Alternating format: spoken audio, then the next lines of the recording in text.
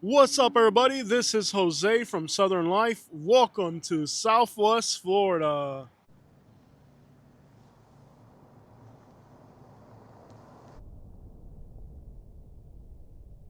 As of right now, the number one, number two, and number three worst real estate markets in the United States are right here in Southwest Florida: Fort Myers, Port Charlotte, and Sarasota.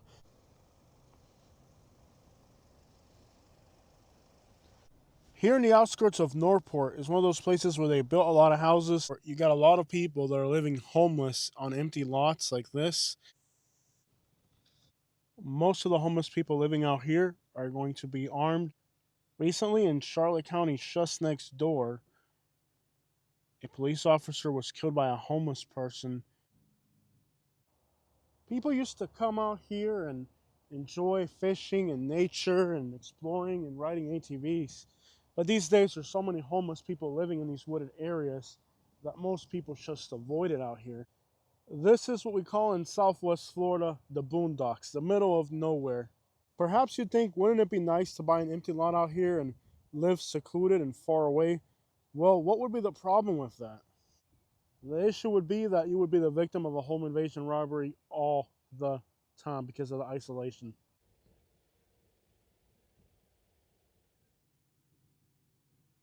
No!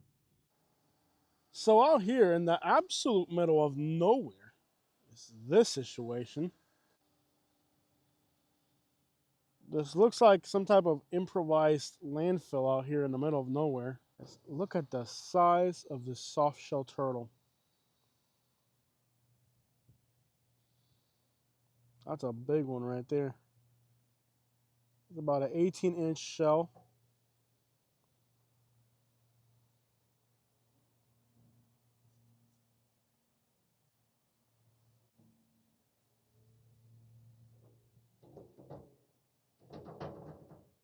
All right, guys, so this looks like the entrance to a homeless camp.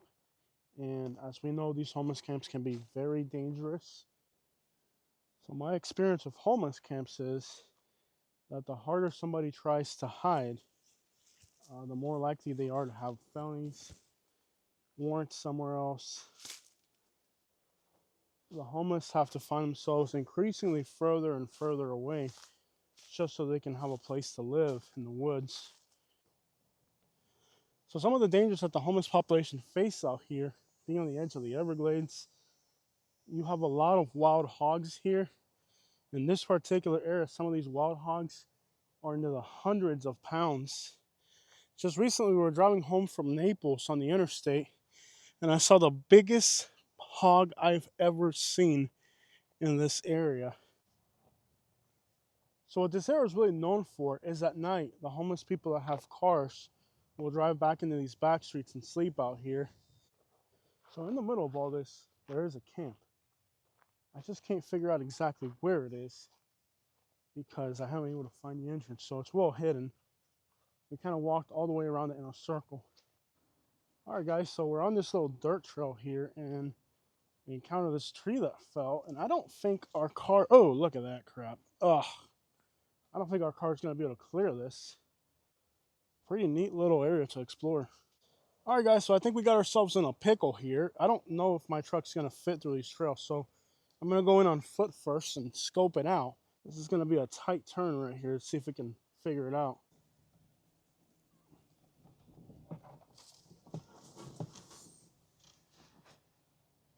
Oh, wow.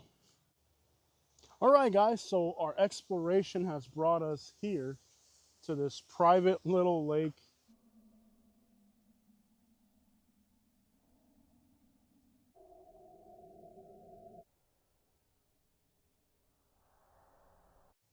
All right, guys, and there's another truck right there.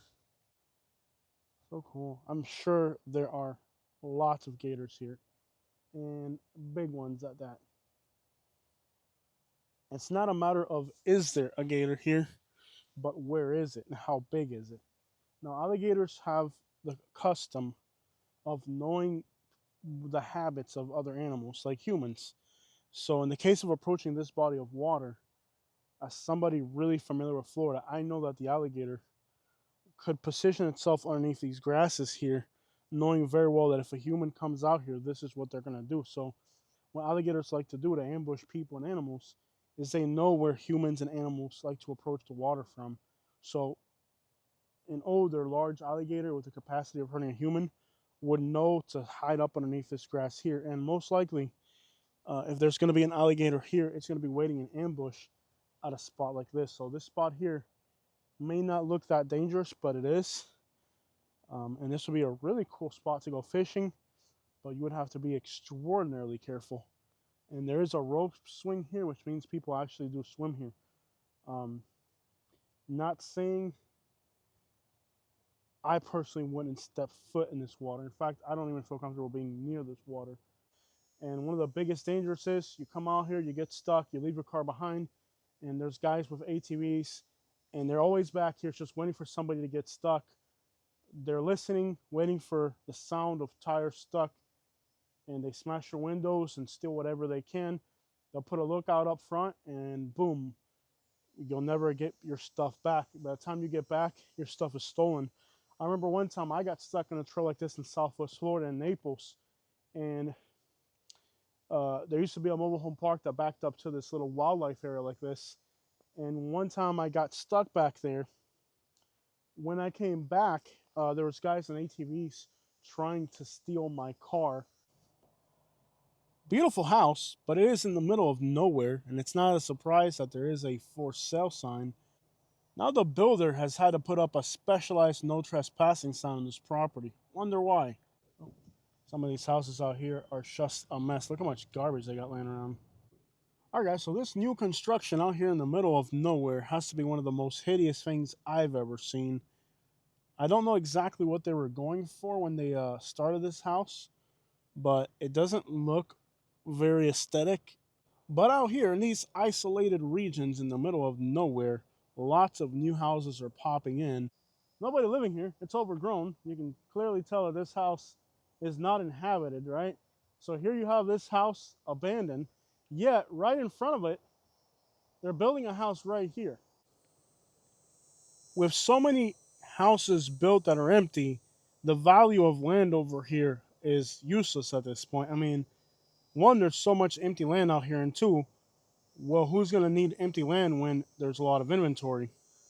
A word of caution to anybody buying land out here, make sure your realtor is knowledgeable and knows what they're doing, because a lot of these empty lots that are very affordable are actually scams. They don't actually own the land. Beautiful may these new constructions be, there's too many of them and there's not enough buyers.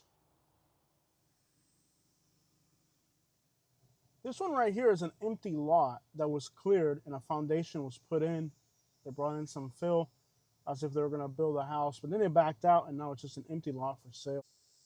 Now, back during the last recession, Southwest Florida was the #2 most hard-hit place in all the United States when it came to the real estate crisis. Only Las Vegas, Nevada had a larger drop and more foreclosures. Could this be a crime scene here? You just have a safe that somebody cut a hole on the side of. So maybe this is the aftermath of a home invasion robbery. Who knows, right? Definitely don't want to touch any of this stuff, but there's stuff in there. So imagine that. Why would there be a safe on the side of the road here that somebody sliced open? And then there's a lot of just random garbage scattered through here. There's a really bad smell back here. Do you think the people that are buying these houses out here are aware that in the wooded lots behind these houses are people just hiding out in the woods like this? We're deep in the brush back here, guys, and there's beer cans here and there. This looks like an abandoned site here. This site right here is primitive. This is the type of place where, I mean, look at this. You got cans. Look at this, guys. This is a primitive campsite here. This has been here for a while. You got these cans everywhere.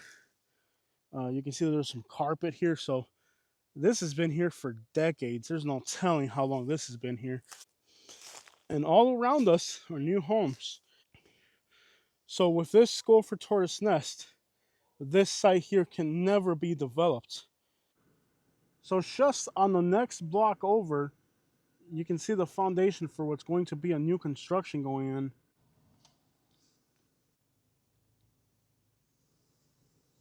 So despite all of the vacant real estate in this area, there are still a lot of new houses going in, like this one right here. On the next block over, here's another new house under construction.